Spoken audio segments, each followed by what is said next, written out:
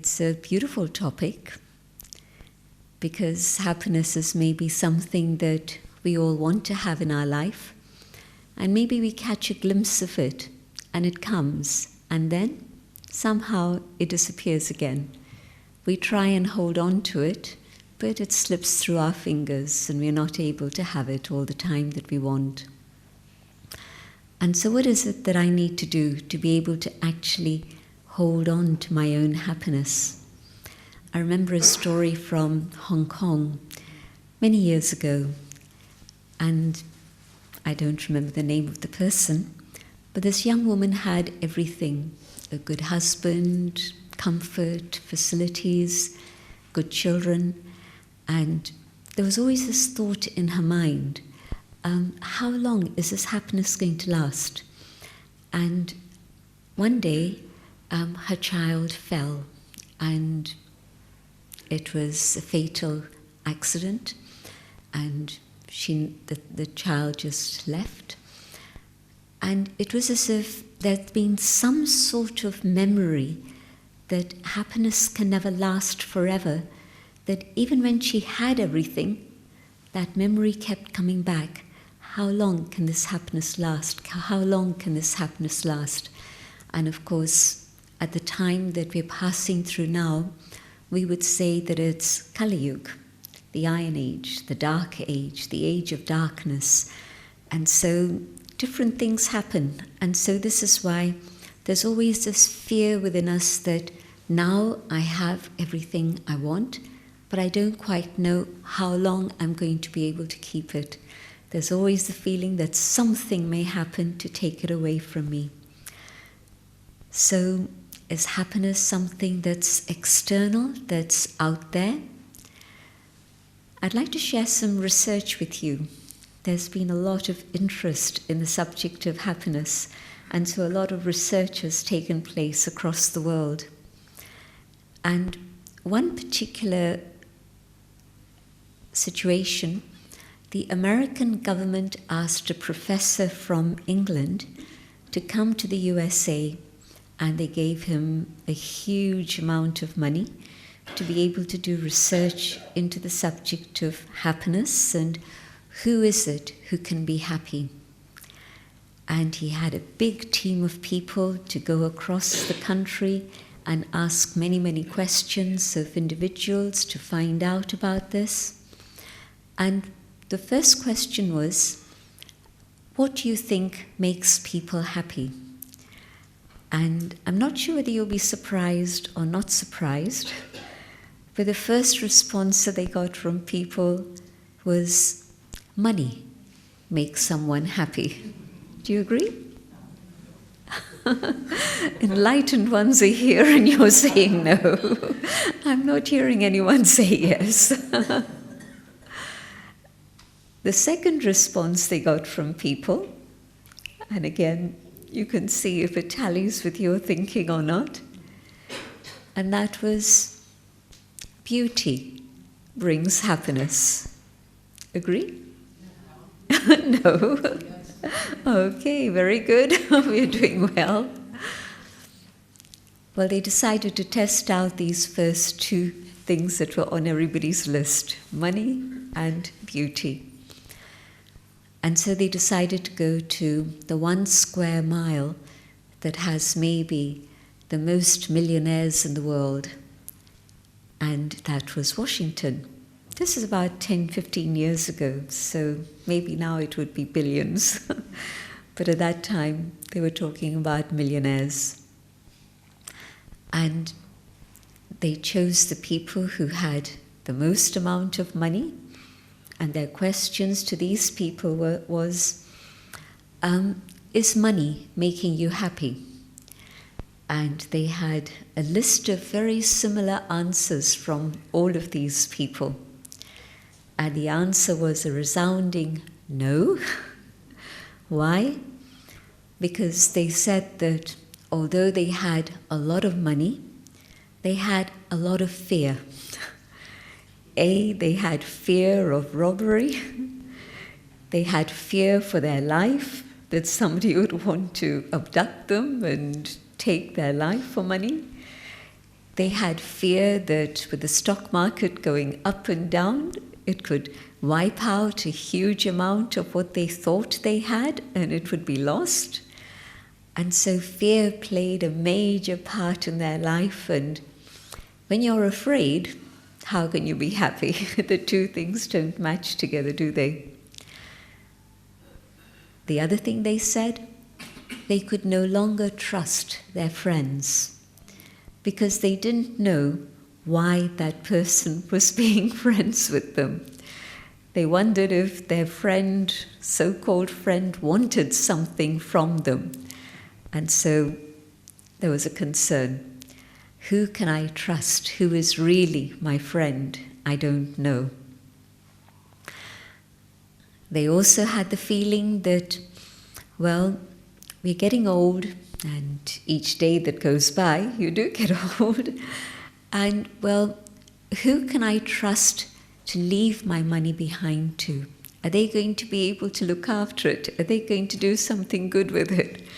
So instead of their money giving them happiness and joy, it was anxiety, it was worry, it was concern, and it was fear.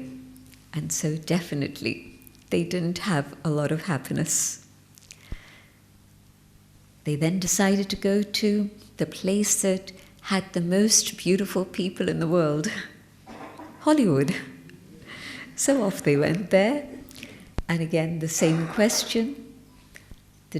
Does beauty make you happy? And the answer, no. And why was this? It was because there are younger people coming up all the time. They're going to take our place. We won't be so famous anymore. We will lose our celebrity status. Nobody's going to want us anymore. They're going to ignore us. They're going to go after the young ones. Every mouthful that we eat, we have to calculate because it's going to add calories. So we can't even enjoy the food that everybody else is enjoying. And then every day we look into the mirror and we see if there's 1 or 2 extra lines, and then we get worried about what we're going to have to do about this. Are we going to deal with this and eliminate this? And so when you've got all these concerns bugging you, what's going to be happening to happiness? Even if you were happy before, it's going to go out of the window now.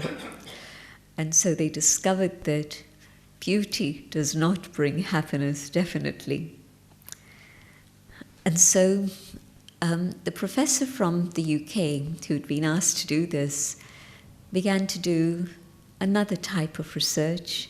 And out of that, what he understood was that it was good character, good education, a good life, and these were the ingredients for happiness.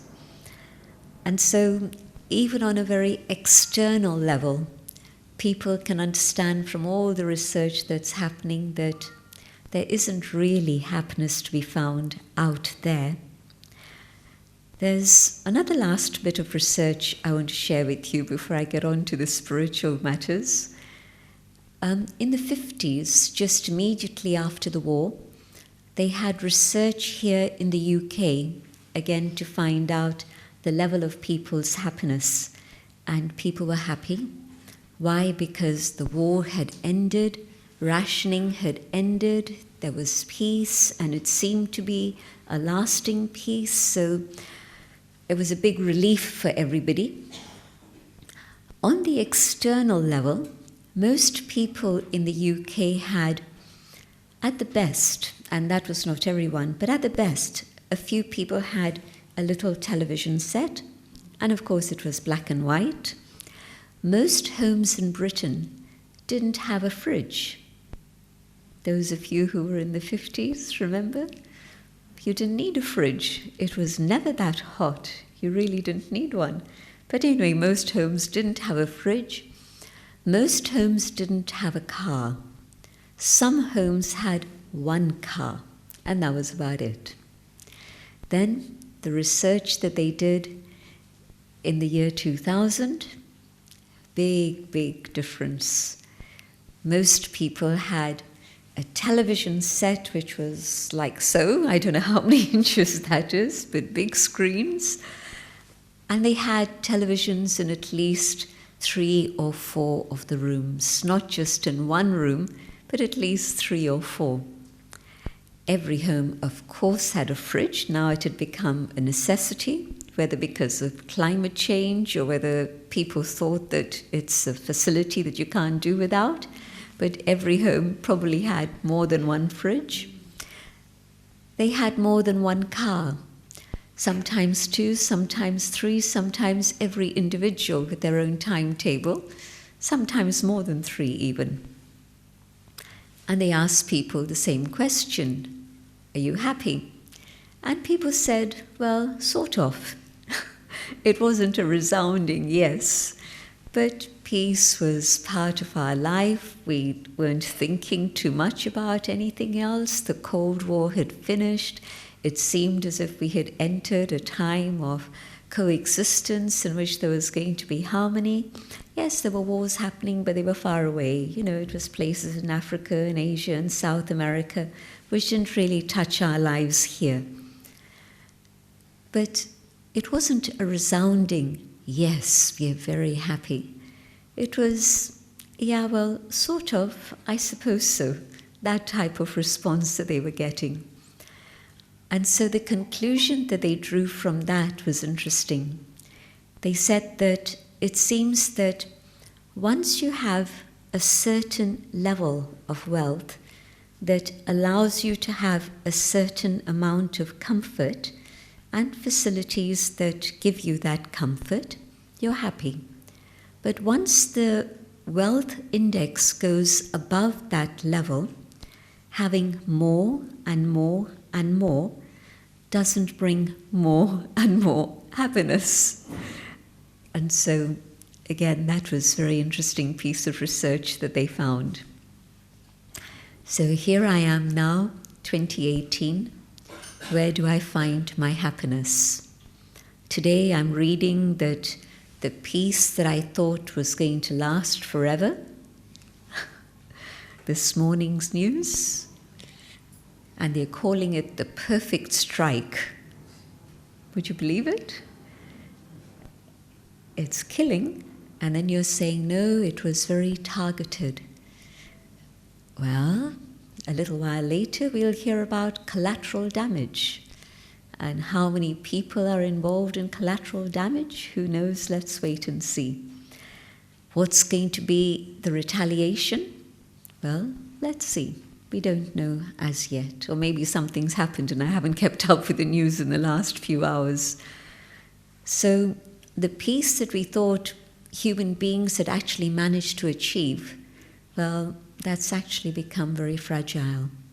And we don't know whether a war that's happening in the Middle East is going to impact what's happening in our lives here. And maybe you have relatives who are in that region. Maybe the relatives have gone already from that region, I don't know.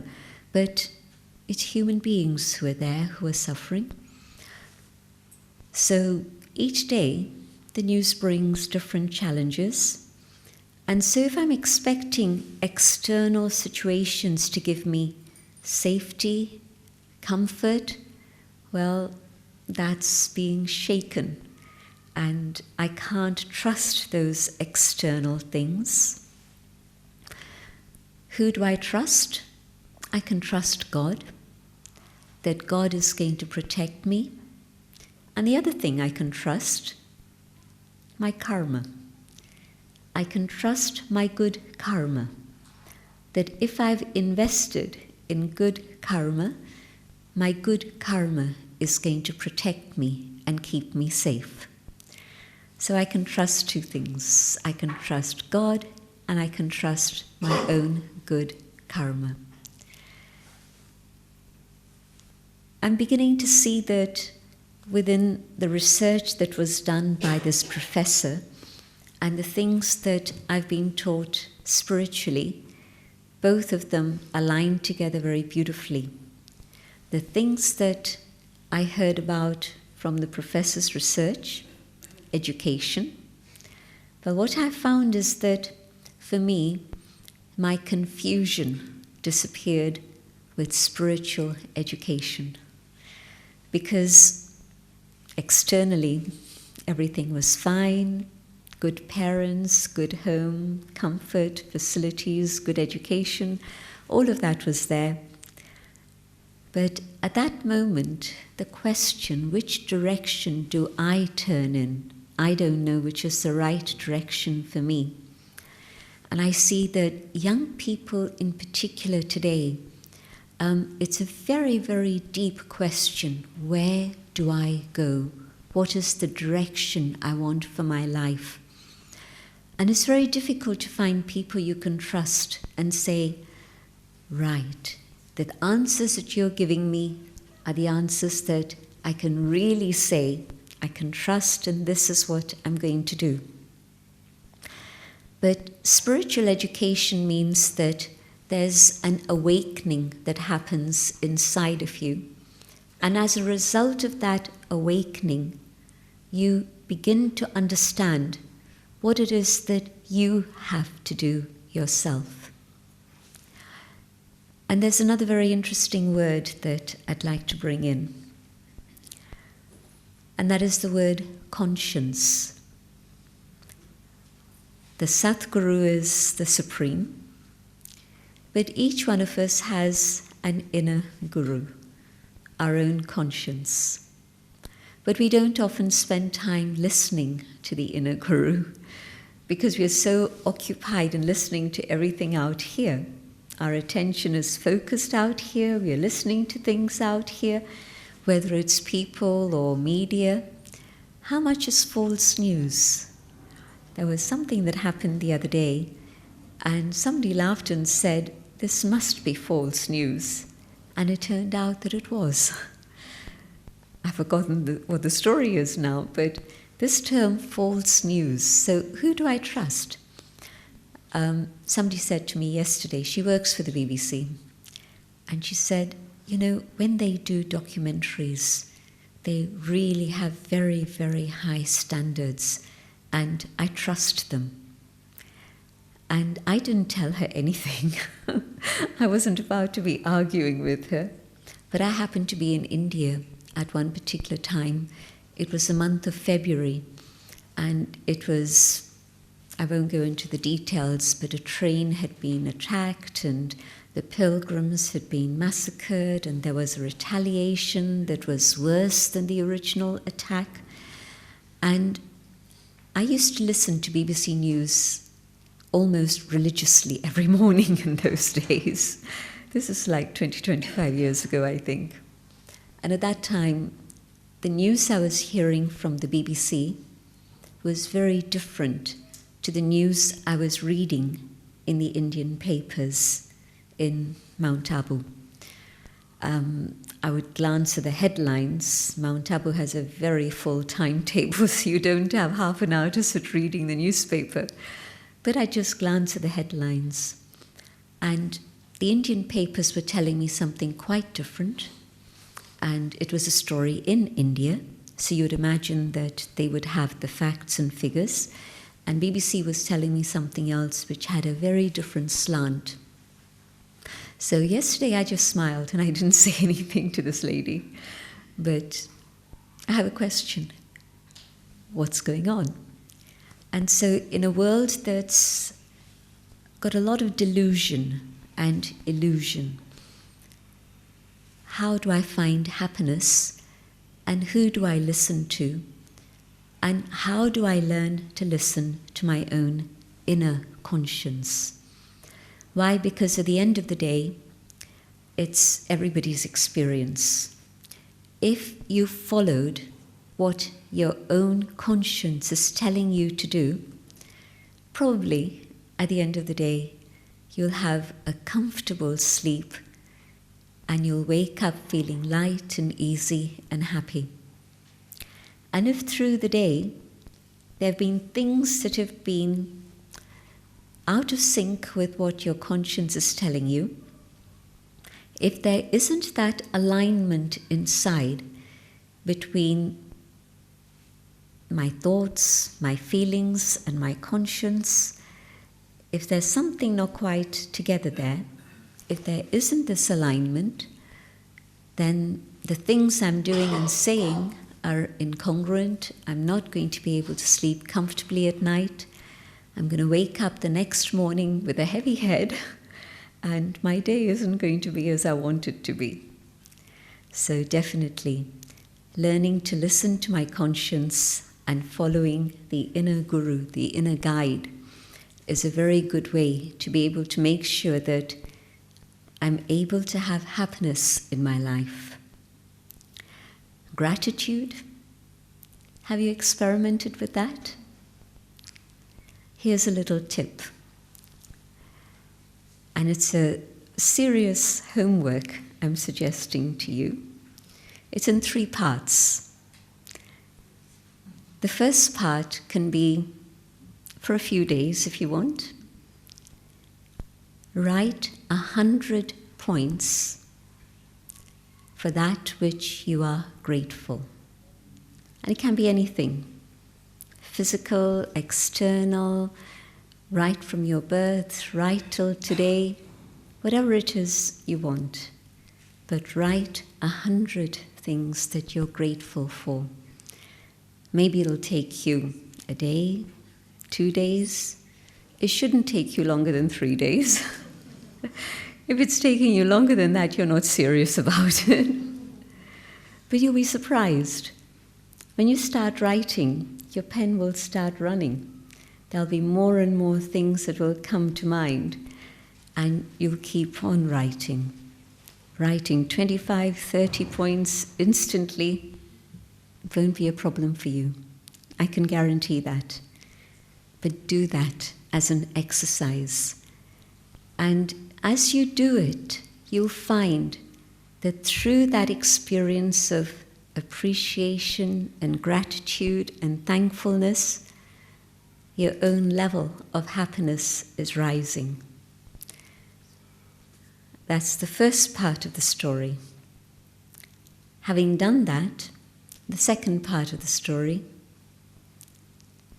at night, think about what happened during the day and write 10 things that you're grateful for that happened through that day.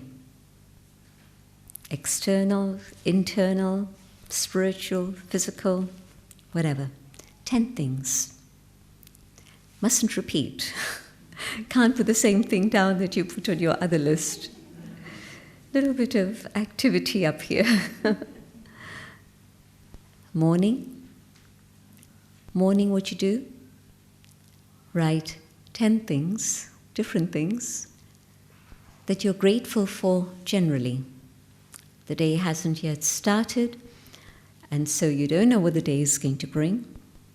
But what you're doing is putting your compass straight, creating that attitude in which there's gratitude and thankfulness, and therefore also happiness and appreciation of what you have. What happens with the night thing is interesting, because usually what happens is that our subconscious mind is directing us, and say, for example, when there's an immediate reaction of anxiety, you heard something and you get very anxious about it, or there's an immediate reaction of irritation or worse, anger. It's not that you consciously thought, I'm going to get angry. I don't know many people who consciously think that I want to get angry, but it's an unconscious, a subconscious mechanism that's making you react in that way. And so when we go to sleep at night, anyway, the conscious part of our thinking at that moment is silent, and then it's the subconscious and the unconscious that's surfacing and coming up. And if it's the negative things that I've stored within myself through the day, even unconsciously, or all the stuff that I've carried for the last 20 years, 40 years, whatever it may be, if I'm carrying all of that, and this is what is coming up, my dreams are jumbled and confused and don't make a lot of sense, that's okay. We don't often always remember our dreams in the morning. But what we are left with in the morning is this discomfort. And instead of waking up with the joy of life and thinking, good morning, and Om Shanti to God and to myself, it's a different type of waking up. And it's not such a happy beginning for the day. And so the whole circle of the 24 hours is, of course, then guaranteed not to increase my happiness, but to take me the other way. But if, before I go to sleep, I've shifted things in a conscious way, and now very consciously there's gratitude and the feeling of contentment. I'm at peace with myself, I'm at peace with others around me and the world, and I go to sleep giving thanks to God and my life, my fortune. The quality of sleep is going to be a very different quality.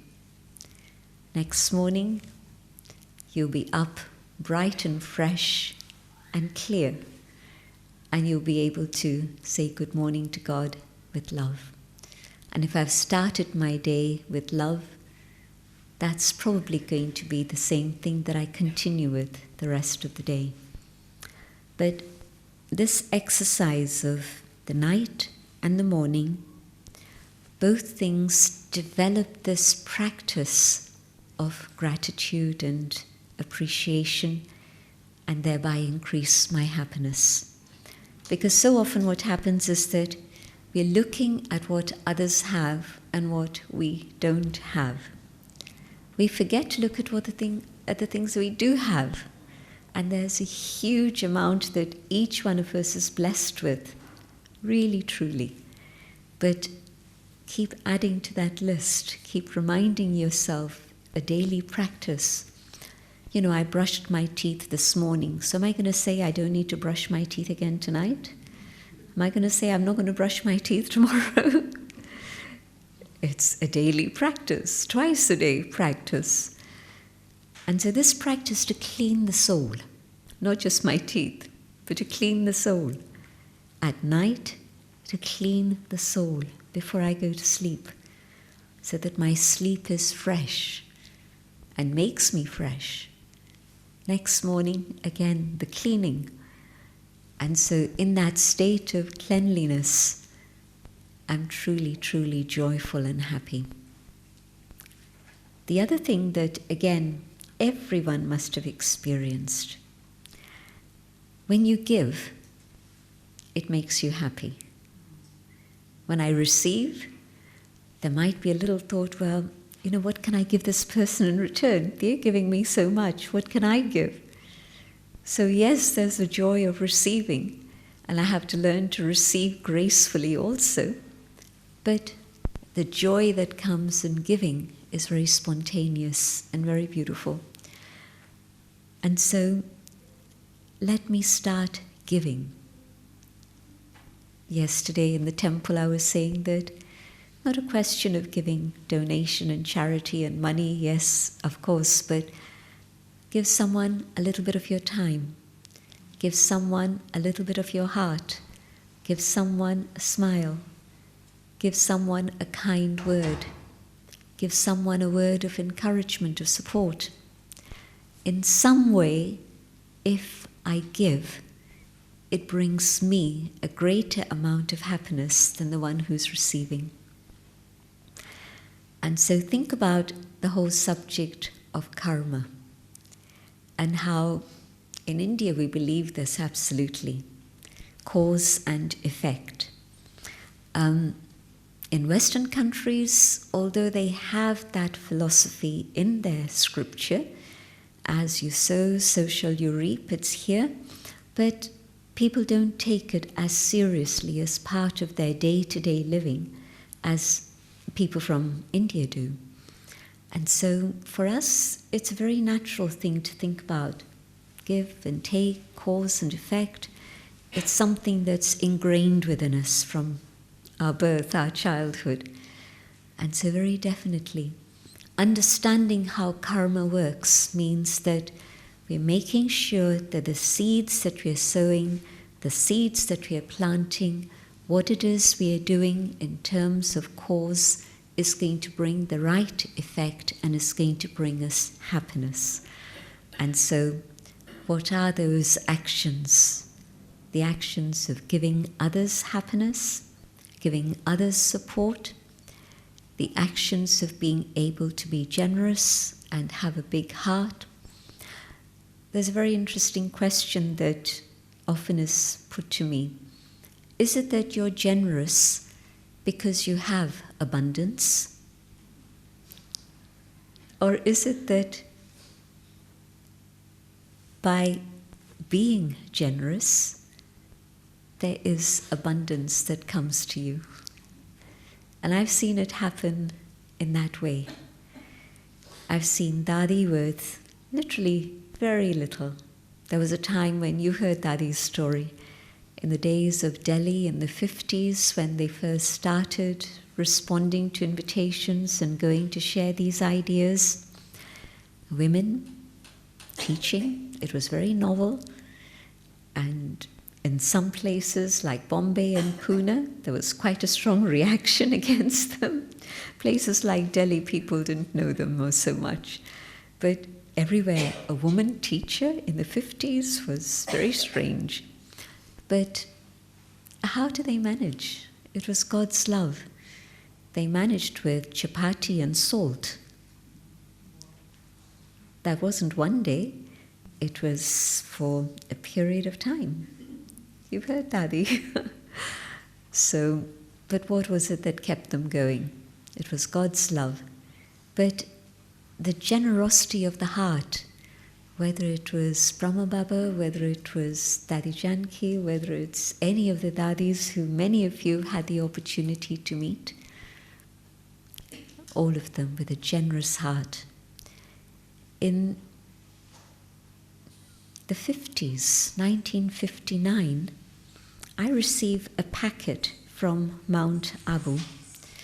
No, it was in Bombay. I received a packet from Bombay by airmail post, and it was heavy. And you know what it was? It was mangoes. It was mangoes. Box like this. And I had many relatives in India, but Brahma Baba was in Madhuban, in Bombay. Brahma Baba was in Bombay, and he was having some mango, and he remembered these two little children in London, and he knew that there wasn't such a big Indian community or anything. And he said to Dada Vishwakishore, who was with him at the time, those children must be missing mangoes. Send them. And Dada looked at him. He said, "Haan, post mein bhejo. Kya badi baat hai?" Now in 1959, even importers and exporters weren't sending fresh vegetables and fruits across the oceans. But Brahma Baba. And the ashram was very basic at that time. Even in the 60s, it was very basic, very simple. And so when you love and you give happiness, and yes, it made children very happy. It had been a couple of years since we'd had mangoes. But when you give, you get many blessings, and happiness comes back to you multiplied. So a life based on truth, a life based on values, a life based on God's love and faith, a life in which you're following your conscience, a life in which you're educating yourself more and more spiritually so that your inner understanding begins to grow and you're able to experience that joy that comes from new learnings and new discoveries and new insights. Have you had that feeling? When something has clicked in here, aha, now I understand. And your face is different. It's like somebody switched on the bulb. And literally it is that. The bulb has been lit, and so you're happy. So if every day you had fresh insights, and it's possible. I mean, the Dadis still study the Murlis that were spoken by Baba. And 102, a sweet sight is to see Dadis, and now the Murli has to be magnified hugely for her. So a Murli that is this size is magnified this size. And she reads the Murli and she says, "Tumne padha?" I say, "Yes, Daddy." And then she'll pick up a sentence and then she'll say, "Ye baat samjhi?" And so, being a constant student, they say student days are the best days of your life. Do you remember your student days? Do you agree they were the best days of your life? Don't look at your wife or your husband. But yeah, those days of student life were very precious and light and easy and no burdens. Well, those days are here again. As a spiritual student, yes, you're a householder, you're a family person, Jyoti has a family, Lavina has a family, everybody. But what is it? Inner student, spiritual student. And so a few tips on how to be able to experience happiness. And I'll just close with a short meditation. Going on this inner journey, coming to the awareness of the inner being, the being of light that I am. I shine. I'm going deeper and deeper within myself. I realize that within the soul there is happiness. When I look for happiness outside, it comes and goes. But when I connect with the happiness inside, in this inner state of being, there is peace, there is truth, there is love, and there is joy. This is my original state of being. And in this awareness, I feel the presence of God and God's love, protection, and blessings.